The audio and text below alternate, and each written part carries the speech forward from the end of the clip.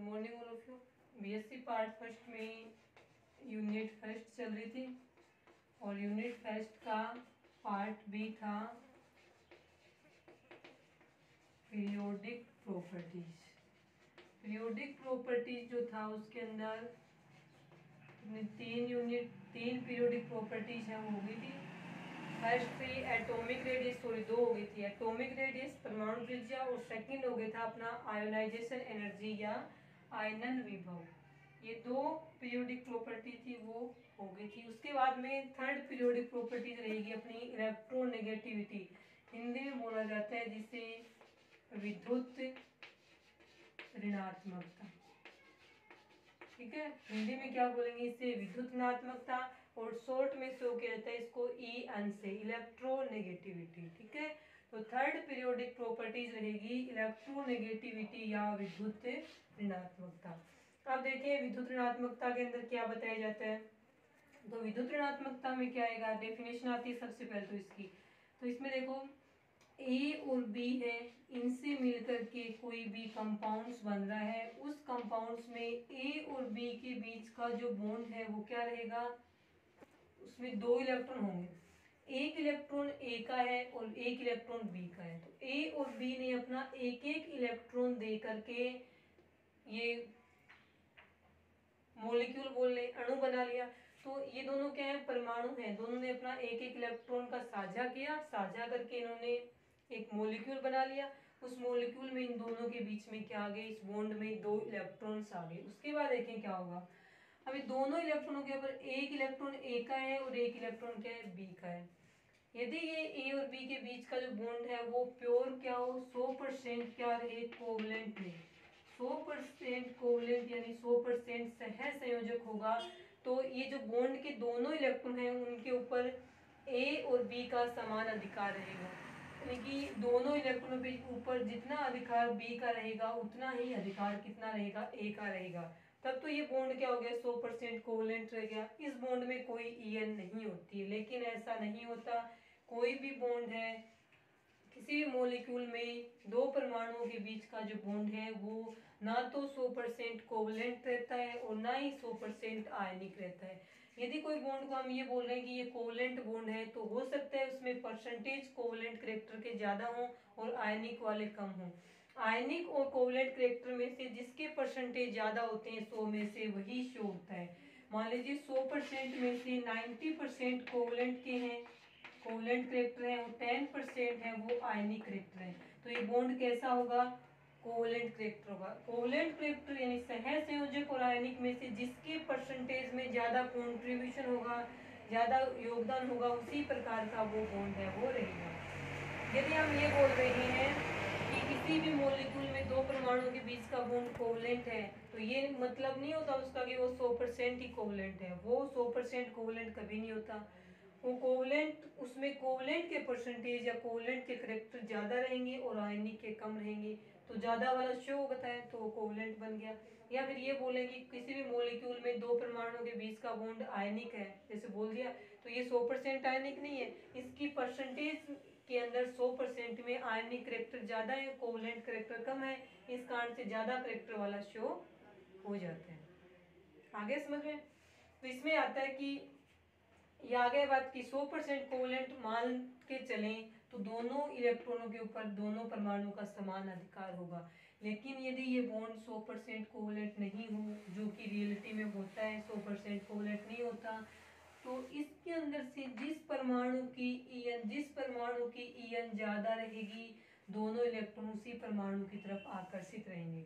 यहाँ पे हम सपोज करते हैं कि ए परमाणु की EN क्या है, बी से ज्यादा है, तो जो बॉन्ड के दोनों इलेक्ट्रॉन रहेंगे वो ए परमाणु की तरफ आकर्षित रहेंगे, ए परमाणु की तरफ आकर्षित रहेंगे इलेक्ट्रॉन। तो जिसकी तरफ आकर्षित रहेंगे उसके ऊपर आंशिक ऋणावेश, और जिससे इलेक्ट्रॉन दूर जा रहे हैं उस पे आंशिक धनावेश आएगा। इसका मतलब जितना ऋणावेश इस ए पे आएगा उतना ही धनावेश है वो बी परमाणु पर आता है। तो इसमें क्या लिखा जाएगा कि दो परमाणुओं से मिलकर बनने वाला जो अणु है, यदि उस दोनों परमाणुओं में से किसी एक परमाणु की En ज़्यादा होती है तो बनने वाले अणु में दोनों परमाणुओं के बीच के जो इलेक्ट्रॉन्स होते हैं उनमें से दोनों इलेक्ट्रॉन है वो अधिक En वाले परमाणु की तरफ आकर्षित रहते हैं, जिससे अधिक En वाले परमाणु पर आंशिक ऋणावेश तथा कम En वाले परमाणु पर आंशिक धनावेश होता है। उसके बाद में अब विद्युत ऋणात्मकता की डेफिनेशन नहीं आई अभी तक क्या होती है। अब ये देखो दोनों इलेक्ट्रॉनों का बॉन्ड के दोनों इलेक्ट्रॉन ए परमाणु की तरफ आकर्षित हो रहे हैं तो हम क्या बोलेंगे कि ए की En ज्यादा होती है। इलेक्ट्रॉनों को आकर्षित करना है क्या होती है, विद्युत ऋणात्मकता होती है। तो डेफिनेशन क्या लिखी जाएगी, किसी अणु में ये क्या है, एक मॉलिक्यूल है, ये मॉलिक्यूल ए बी है, वो जो दो एटम या दो परमाणु ए और बी से मिलकर बना है। तो किसी अणु में दो परमाणुओं के बीच का वह बंध जिसके दोनों इलेक्ट्रॉन उस बंध से बने हुए किसी एक परमाणु की तरफ आकर्षित रहते हैं तो हम क्या बोलेंगे, ये बॉन्ड कैसा है, ध्रुवीय बॉन्ड है। ध्रुवीय बॉन्ड है तभी तो ये दो पोल बन गए इसके अंदर, एक तो नेगेटिव पोल बन गया, एक पॉजिटिव बॉन्ड है वो या पोल है वो बन गया। तो इसमें विद्युत ऋणात्मकता की डेफिनेशन एक लाइन में लिखनी हो तो क्या लिखेंगे कि किसी परमाणु द्वारा अणु में बंध में उपस्थित इलेक्ट्रॉनों को अपनी तरफ आकर्षित करने की क्षमता उसकी विद्युत ऋणात्मकता कहलाती है। किसी अणु में उपस्थित परमाणु द्वारा बंध में उपस्थित इलेक्ट्रॉनों को अपनी तरफ आकर्षित करने की क्षमता उसकी विद्युत ऋणात्मकता कहलाती है। ठीक है, तो इसमें डेफिनेशन आ जाएगा किसी परमाणु द्वारा, जरूरी नहीं है एक ही En ज्यादा हो, बी की भी ज्यादा हो सकती है। तो किसी परमाणु द्वारा किसी अणु में उपस्थित बंध के इलेक्ट्रॉनों को अब परमाणु जो बात करें ना वो इन दोनों में से एक होना चाहिए, नहीं कि परमाणु सी की बात करें और अणु इसकी बात करें तो कोई मतलब ही नहीं बनता। ए और बी होना चाहिए, ए और बी में से कोई भी एक परमाणु हो और उसकी इस बंध से जुड़े हुए दोनों परमाणुओं में से किसी भी एक परमाणु की बात है वो कर सकते हैं। तो किसी परमाणु द्वारा उस परमाणु से बने हुए अणु में बंध के इलेक्ट्रॉनों को अपनी तरफ आकर्षित करने की क्षमता उस परमाणु की विद्युत ऋणात्मकता कहलाती है। एक बार फिर से सुनिए, किसी परमाणु द्वारा कोमा लगा के उससे बने हुए अणु में उपस्थित बंध के इलेक्ट्रॉनों को अपनी तरफ आकर्षित करने की क्षमता उस परमाणु की विद्युत ऋणात्मकता कहलाती है। जिस परमाणु की विद्युत ऋणात्मकता ज्यादा होती है बंध के इलेक्ट्रॉन उसी की तरफ आकर्षित रहते हैं, जिससे उस परमाणु पर आंशिक ऋणावेश तथा उस बंध से जुड़े हुए दूसरे परमाणु पर आंशिक धनावेश आ जाता है। ए की En ज्यादा होगी तो ए पे आंशिक ऋणावेश और उस बंध से जुड़ा हुआ जो दूसरा परमाणु है बी उसके ऊपर आंशिक धनावेश आ जाता है। ठीक है, ये रहेगा विद्युत ऋणात्मकता में। उसके बाद देखिए विद्युत ऋणात्मकता होगी, डेफिनेशन होगी किसी परमाणु के द्वारा उससे बने हुए अणु में बंध के इलेक्ट्रॉनों को अपनी तरफ आकर्षित करने की क्षमता क्या कहलाएगी, उस परमाणु की विद्युत ऋणात्मकता कहलाती है। या फिर एक प्रकार से और भी लिखें इसको तो क्या लिखते हैं, किसी अणु में किसी बंध से जुड़े हुए किसी परमाणु की उस बंध के इलेक्ट्रॉनों को अपनी तरफ आकर्षित करने की क्षमता भी उसकी क्या कहलाएगी, विद्युत ऋणात्मकता ही कहलाएगी। तो किसी अणु में उपस्थित परमाणु द्वारा उस बंध के इलेक्ट्रॉनों को अपनी तरफ आकर्षित करने की क्षमता भी उसकी विद्युत ऋणात्मकता कहलाएगी। बंध से जुड़े हुए जिस परमाणु की En ज्यादा रहेगी बंध के इलेक्ट्रॉन उसकी तरफ ही आकर्षित रहेंगे, जिससे उस पर आंशिक धनावेश तथा उस बंध से जुड़े हुए दूसरे परमाणु पर आंशिक धनावेश है वो आ जाता है। ये था इसमें En विद्युत ऋणात्मकता के बारे में कि विद्युत ऋणात्मकता है वो क्या होती है। उसके बाद में हम देखेंगे कि विद्युत ऋणात्मकता को कौन कौन से कारक है वो प्रभावित करते हैं। तो हमारी हेडिंग क्या रहेगी, फैक्टर अफेक्टिंग इलेक्ट्रोनेगेटिविटी। ठीक है, विद्युत ऋणात्मकता को प्रभावित करने वाले, ठीक है, तो यहाँ पे हम क्या लिखेंगे, factor affecting EN, factors affecting EN, यानी विद्युत ऋणात्मकता को प्रभावित करने वाले कारक। फर्स्ट रहेगा, इसमें लिख सकते हो आपकी विद्युत ऋणात्मकता को निम्नलिखित कारक है वो प्रभावित करते हैं। फर्स्ट रहेगा इसके अंदर एटॉमिक साइज। फर्स्ट जो कारक जो इसको प्रभावित करेगा वो रहेगा एटॉमिक साइज, यानी परमाणु का आकार। तो उसके अंदर देखो आपकी जैसे जैसे परमाणु का आकार बढ़ेगा, या फिर हम रिलेशन निकालना चाहें तो क्या बनेगा, एटॉमिक साइज परमाणु का आकार व्युत्क्रमानुपाती क्या रहेगा, ईएन। ठीक है, परमाणु का आकार है वो विद्युत ऋणात्मकता के व्युत्क्रमानुपाती होता है। क्यों होता है वो देखें, दो परमाणु है, मान लीजिए एक परमाणु है ये बड़ा है, एक अणु है ए और बी से मिलकर बना हुआ। उस ए बी अणु में जो ए और बी का परमाणु है, यहाँ पे हम ऐसे लिख देते हैं, ये रहेगा इसमें बी का परमाणु। आ गया समझ में, ये इन दोनों के बीच का बॉन्ड है। इस बॉन्ड में दो इलेक्ट्रॉन यहाँ प्रेजेंट है, ये ए का परमाणु है, ये इसका नाभिक है, ये बी का परमाणु है, ये इसका नाभिक है। ये क्या बन गया आपका ए बी मॉलिक्यूल। साइज की बात करें तो साइज हमने दोनों के अलग अलग रख ली, एक साथ में पढ़ लेंगे। साइज बड़े वाले की ईएन क्या रहेगी, छोटे वाले की क्या रहेगी। तो ये जो ए बी का अणु बना है, उस अणु में ए और बी के दो परमाणु हैं। ए की साइज बड़ी है जो कि दिख रही है, बी की साइज छोटी है। अब ए का जो नाभिक है, जो इलेक्ट्रॉनों को आकर्षित करने का कार्य किसके द्वारा किया जाएगा, नाभिक के द्वारा किया जाएगा, क्योंकि इलेक्ट्रॉनों पे होता है ऋणावेश और परमाणुओं के नाभिक में प्रोटॉन उपस्थित होते हैं, उन पे रहेगा धनावेश। धनावेश और इन इलेक्ट्रॉनों के ऋणावेश अपोजिट चार्ज है, अपोजिट चार्ज के बीच में हमेशा ही क्या रहेगा, अट्रैक्शन होगा, आकर्षण होगा। तो ये प्रोटॉन्स होते हैं वही इन बंद के इलेक्ट्रॉनों को अपनी तरफ आकर्षित करते हैं, किसके कारण से, प्रभावी नाभिकीय आवेश के कारण से। अब देखिए यहाँ पे जो प्रोटॉन होंगे नाभिक में, इन प्रोटॉनों की साइज बड़ा होने से नाभिक के प्रोटॉनों की इस बंद के इलेक्ट्रॉनों से दूरी अधिक रहेगी। दूरी देखो इतनी है, ये दूरी अधिक रहेगी, तो ये जो प्रोटॉन है ए के परमाणु के नाभिक के, वो इन इलेक्ट्रॉनों पे अपना आकर्षण नहीं लगा पाएंगे, इन इलेक्ट्रॉनों को अपनी तरफ आकर्षित नहीं कर पाएंगे, क्योंकि प्रोटॉन और बंद के इलेक्ट्रॉनों के बीच की डिस्टेंस क्या है, ज्यादा है। इस साइड देखें आप, बी का जो परमाणु है उसका नाभिक है, उसके प्रोटॉन और इन इलेक्ट्रॉनों के बीच की दूरी इसकी कंपैरिजन में क्या है, कम है। ये दूरी कम है तो बंद के जो इलेक्ट्रॉन है वो बी परमाणु के नाभिक में उपस्थित प्रोटॉनों द्वारा प्रबलता से आकर्षित रहेंगे। तो बी के नाभिक ने क्या किया कि दूरी कम होने के कारण इन दोनों इलेक्ट्रॉनों को अपनी तरफ आकर्षित कर लिया। दोनों इलेक्ट्रॉन इसकी तरफ चलेगी तो हम क्या कहेंगे कि ए की तुलना में बी की ईएन ज्यादा है। बी की ईएन ज्यादा क्यों हुई, बी ने दोनों इलेक्ट्रॉन अपनी तरफ आकर्षित क्यों किए, क्योंकि बी का साइज छोटा था। छोटा होने के कारण बी के नाभिक में जो प्रोटॉन उपस्थित थे उनकी दूरी बंद के इलेक्ट्रॉनों से क्या थी, कम थी। दूरी कम हुई तो बी के नाभिक में उपस्थित प्रोटॉनों ने आसानी से बंद के इलेक्ट्रॉनों को अपनी तरफ आकर्षित कर लिया। इसलिए ये कहा जाएगा कि बी की ईएन क्या होगी, ज्यादा होगी, क्योंकि बॉन्ड के इलेक्ट्रॉनों को जो अपनी तरफ आकर्षित करेगा ना उसी की ईएन ज्यादा रहेगी। तो बी आकर्षित कर रहा है तो इसके ऊपर आंशिक ऋणावेश, क्योंकि इसकी ईएन ज्यादा है, और ए पे क्या आएगा, आंशिक धनावेश। तो साइज बड़ा है उसकी ईएन कम है, ए में दिख रहा है, और साइज छोटा है, ये छोटा है, तो ईएन क्या है, उसकी ज्यादा है।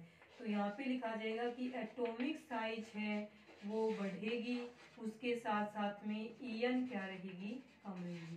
तो प्रभावित करने वाले कारक में पहला कारक रहेगा परमाणु का आकार, और परमाणु का आकार ईएन के व्युत्क्रमानुपाती है, क्योंकि परमाणु का आकार बड़ा होगा तो नाभिक के प्रोटॉन और बंद के इलेक्ट्रॉनों के बीच की दूरी अधिक रहेगी।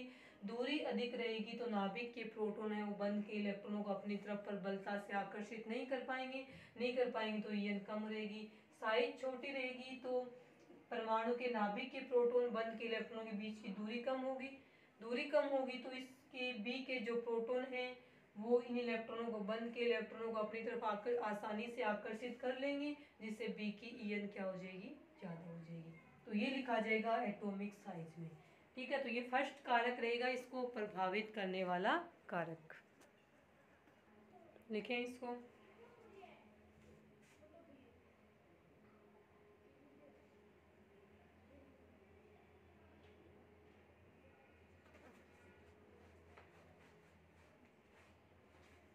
लिख लिया होगा। सेकंड कारक देखें फैक्टर अफेक्टिंग में। सेकंड कारक रहेगा आपका इफेक्टिव न्यूक्लियर चार्ज।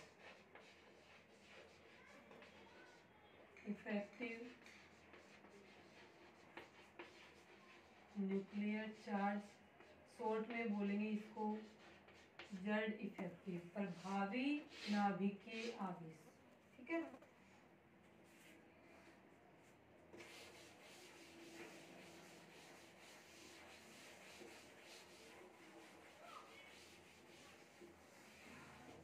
लिख लिया होगा।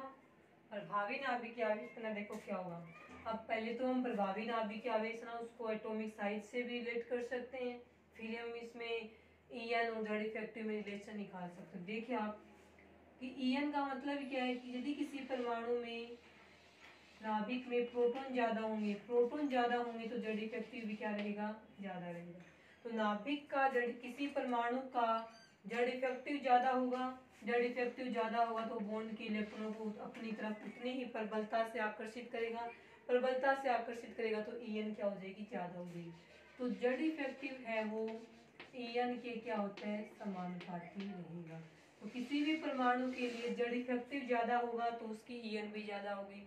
ये तो था डायरेक्ट जेड इफेक्टिव और ईएन में रिलेशन। यदि हम डायरेक्ट जेड इफेक्टिव ईएन में रिलेशन नहीं देखें तो पहले हम जेड इफेक्टिव को साइज से रिलेट करें, साइज और ईएन में रिलेशन निकालें, या फिर डायरेक्ट निकालें। साइज में देखा जाए तो क्या होगा कि जेड इफेक्टिव ज्यादा होगा तो इलेक्ट्रॉनों को अपनी तरफ आकर्षित करेगा, तो साइज छोटी हो जाएगी। तो प्रोटॉन जो नाभिक में प्रेजेंट और बॉन्ड के इलेक्ट्रॉन के बीच की दूरी कम होगी, तो नाभिक का प्रोटॉन इन इलेक्ट्रॉनों को अपनी तरफ प्रबलता से आकर्षित करेगा, तो ईएन बढ़ जाएगी।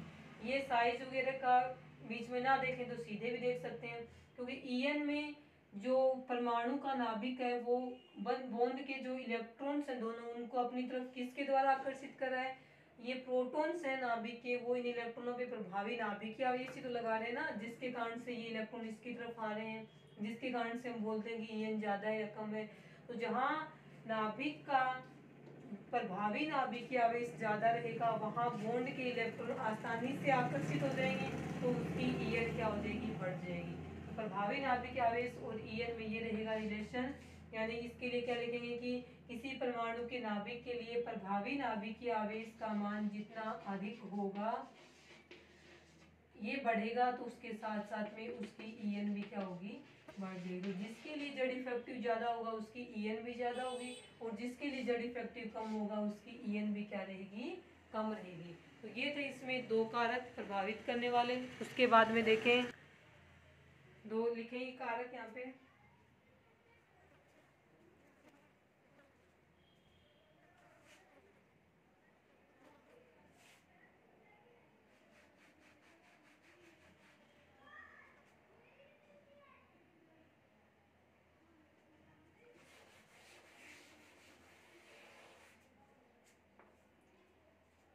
थर्ड प्रभावित करने वाला कारक हो जाएगा ऑक्सीडेशन स्टेट।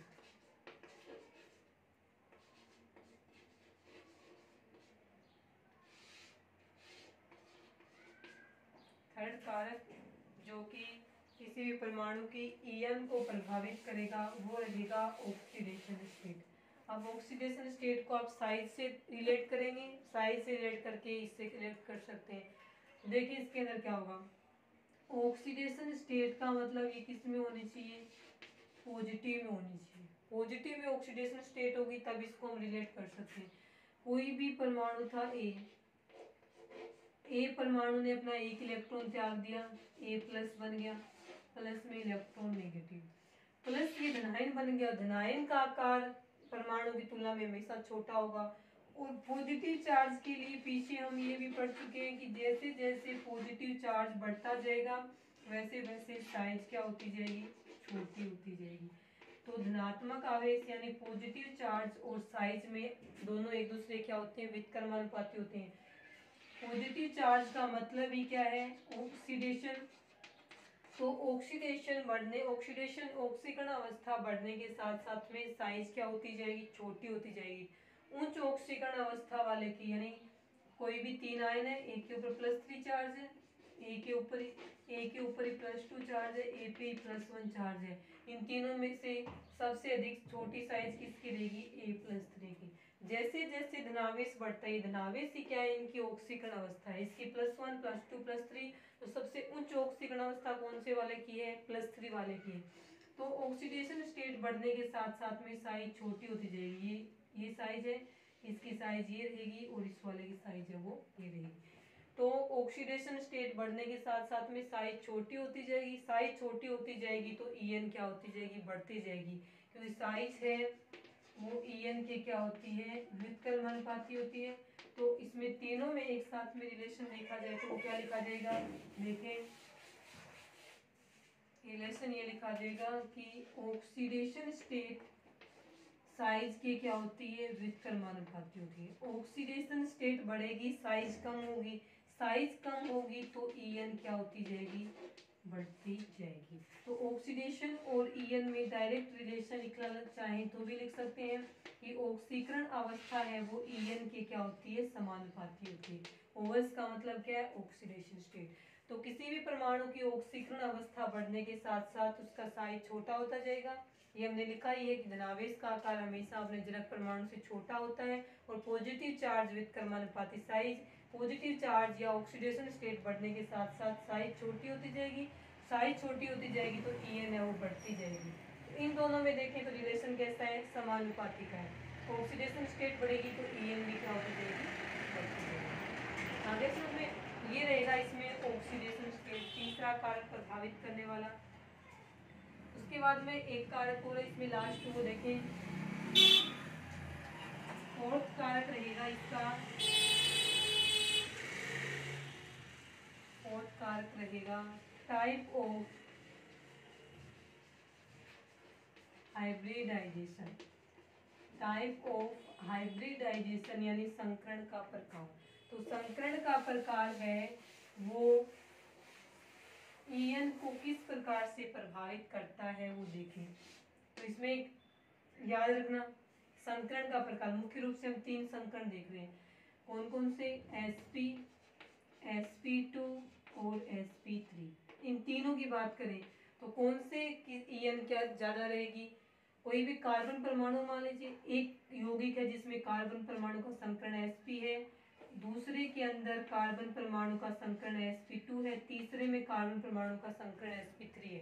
तो इन तीनों में से कार्बन के कौन से यौगिक की ईएन ज्यादा रहेगी, तो ये बताने के लिए देखिए इसमें टाइप ऑफ हाइब्रिडाइजेशन में आएगा परसेंटेज एस करेक्टर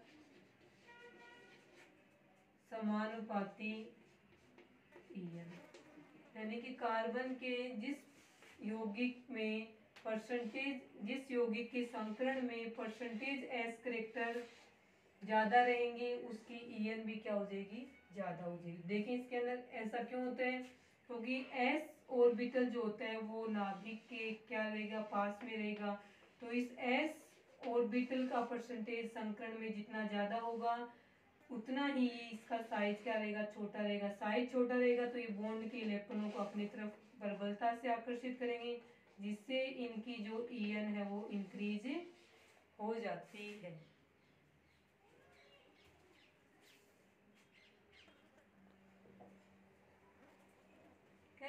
तो जिसमें परसेंटेज, जिस यौगिक में कार्बन परमाणु या फिर किसी भी परमाणु की बात करें जिसके संकरण में परसेंटेज एस्पेक्ट ज्यादा रहेंगे उसकी ईएन भी क्या रहेगी, ज्यादा रहेगी। तो ये है आपके संकरण, तीन प्रकार के हो गए। इस संकरण में हम परसेंटेज एस करेक्टर चेक करें, ठीक है। परसेंटेज एस करेक्टर देखो कौन कौन से रहेंगे। एस पी 100% है, 100% में से 50 है, 50 है पी के, 50 है एस की। तो एस का कितना रह गया करेक्टर, 50%।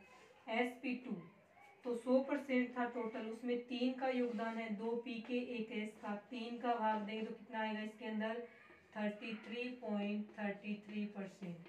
अब पी वाले का 2 है ना, तो 3 आ गए, 33.33 के 3 हो गए, 3 भागों में विभाजित कर दिया इसको।